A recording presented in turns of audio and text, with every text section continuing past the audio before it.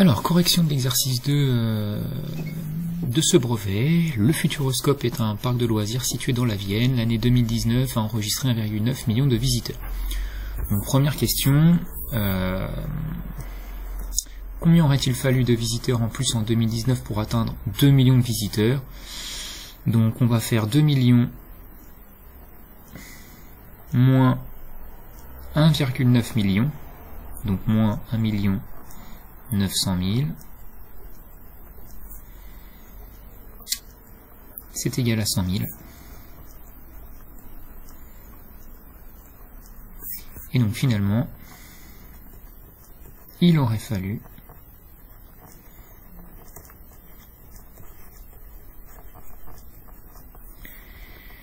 100 000 visiteurs en plus en 2019 pour atteindre les 2 millions de visiteurs. Question 2.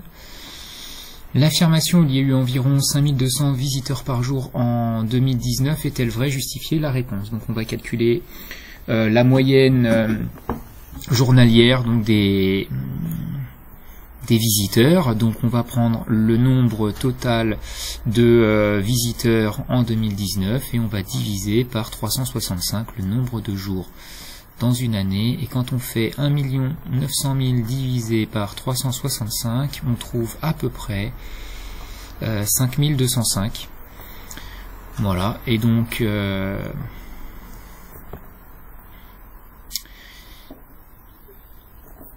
bon, on est proche de 5200, hein, donc on va répondre vrai. Il y a eu environ 5200 visiteurs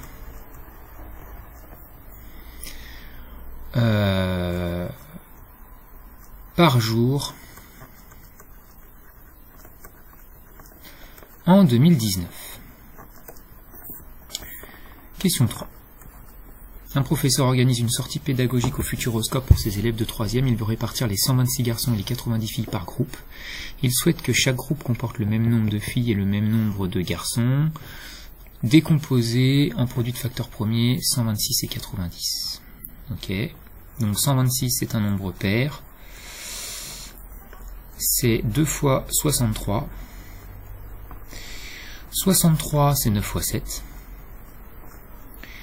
Et 2 et 7 sont des nombres premiers, mais 9 n'est pas un nombre premier, donc je le décompose en 3 fois 3. Et donc finalement, 126 c'est 2 multiplié par 3, multiplié par 3, multiplié par 7. 90 c'est un nombre pair, donc c'est 2 multiplié par 45. 45 c'est 9 multiplié par 5. Donc 90 c'est 2 multiplié par 9 multiplié par 5. Et je décompose le 9 et j'obtiens que c'est égal à 2 multiplié par 3 multiplié par 3 multiplié par 5. Question B. Trouver tous les entiers qui divisent à la fois 126 et 90. Donc ça c'est l'intérêt d'avoir décomposé ces nombres en produits de facteurs premiers, car on va voir tous les diviseurs de 126, tous les diviseurs de 90, et on aura également les diviseurs communs de 126 et 90. Donc les diviseurs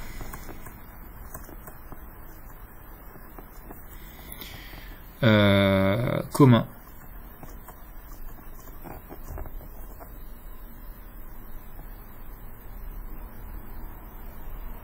de 126 et 90 sont, et on va tous les lister. Alors déjà le premier c'est 1. 1 divise n'importe quel nombre, donc 1 divise 90, 1 divise 126. Ensuite, quand on regarde la décomposition en produit de facteurs premiers, on voit que 126 est divisible par 2, et que 90 est également divisible par 2, donc 2 est également un diviseur commun à 126 et 90. Pareil, avec 3. 3 est un diviseur commun à 126 et 90. Donc on a 1, on a 2, on a 3, on n'a pas 5 parce que 5 ne divise pas 126, on n'a pas 7 parce que 7 ne divise pas 90. Mais par contre, on a 2 fois 3, c'est-à-dire 6.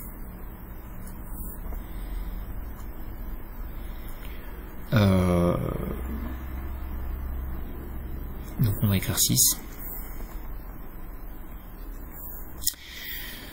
On a également 3 fois 3 qu'on retrouve dans les décompositions.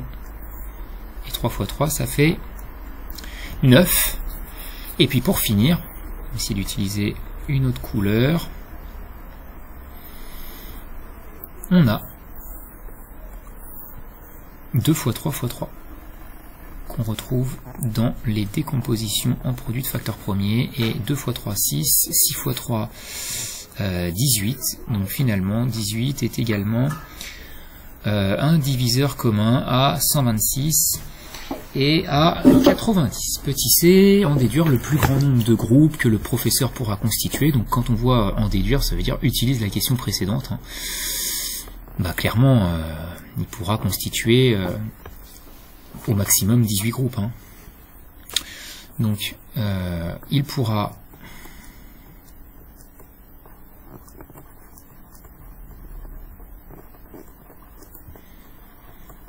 constituer au maximum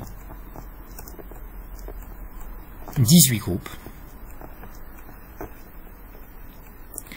C'est le plus grand diviseur commun à 90 et à 126. Et alors pour avoir les répartitions de chaque groupe, on va prendre notre nombre de garçons. Donc on avait 126 garçons. On va les répartir dans nos 18 groupes. Donc on va faire 126 divisé par 18. Et 126 divisé par 18, c'est égal à 7. Ok, donc on aura 7 garçons dans chaque groupe. On a combien de filles en total? On en a 90. On va les répartir dans nos 18 groupes. Et 90 divisé par 18, c'est égal à 5. Voilà, petite phrase réponse. Dans chaque groupe,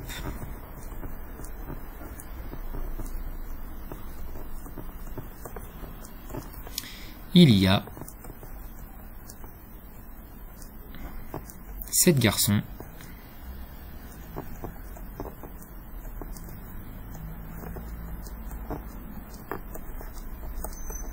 et 5 filles. Question 4. Deux élèves de 3e, Marie et Adrien, se souviennent d'avoir vu en mathématiques que les hauteurs inaccessibles pouvaient être déterminées avec l'ombre. Ils souhaitent calculer la hauteur de la gyrotour du futuroscope. Donc on cherche la longueur BC. Marie se place comme indiqué sur la figure ci-dessous, donc elle est ici, de telle sorte que son ombre coïncide avec celle de la tour. Après avoir effectué plusieurs mesures, Adrien effectue le schéma ci-dessous. Le schéma n'est pas à l'échelle, sur lesquels les points A, E, B et les points ADC sont alignés. Calculer la hauteur BC de la gyrotour. Ok. Alors, on a donc là on reconnaît clairement une configuration de Thalès. Alors peut-être qu'avant on pourrait regarder si le théorème de Pythagore fonctionne, parce que le triangle ABC est rectangle en C, mais ça va pas fonctionner car on n'a pas la longueur AB. Donc on va pas pouvoir trouver la longueur BC. Par contre, on va pouvoir appliquer le théorème de Thalès. Alors pour pouvoir appliquer le théorème de Thalès, il faut qu'on ait donc des droites qui sont séquentes, hein. On a bien les droites AB et AC qui sont séquentes en A, et en plus il faut qu'on ait que les droites ED et BC sont parallèles. C'est pas dit dans l'énoncé, mais on est sauvé car on a les codages des angles droits, et si deux droites sont perpendiculaires à une même droite, alors elles sont parallèles entre elles. Donc on va pouvoir appliquer notre théorème de Thalès. Alors, les droites AB et AC sont séquentes en A, première hypothèse.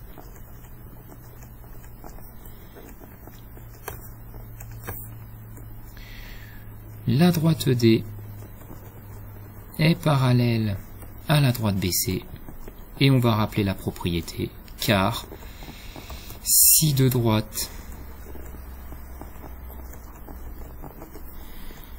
sont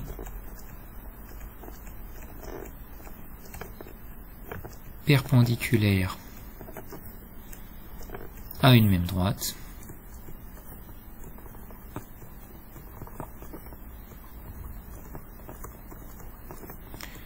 alors ces deux droites sont parallèles.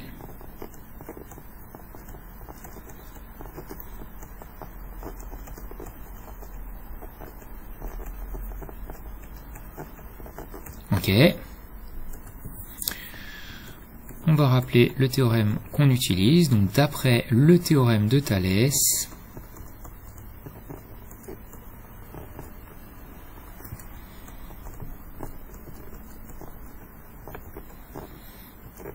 et donc on va écrire l'égalité des rapports.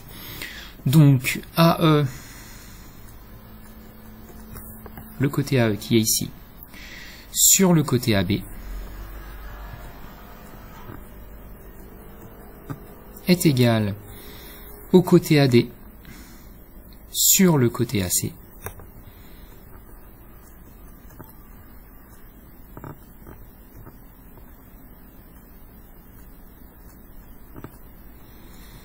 qui est égal au côté ED sur le côté BC.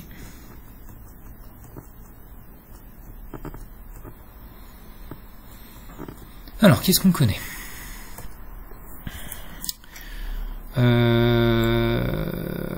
Donc on ne connaît pas AE, mais le premier rapport va pas nous servir. On va le réécrire quand même. On ne connaît pas AB.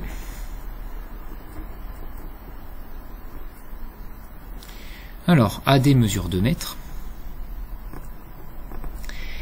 On ne connaît pas AC, mais AC on peut le calculer, hein, c'est 2 mètres plus 54,25 mètres.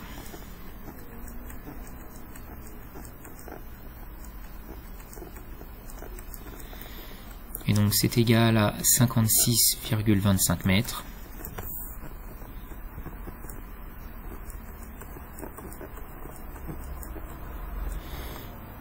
Ok.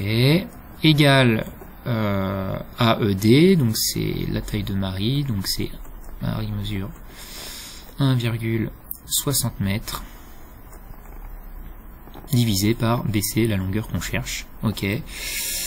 Quand des fractions sont égales, les produits en croix sont égaux, et donc finalement la longueur BC est égale à 56,25 mètres multiplié par 1,60 mètres divisé par 2 mètres. Et en prenant la calculatrice, on trouve que BC est égal à 45 mètres. Et voilà pour cet exercice 2 de ce brevet.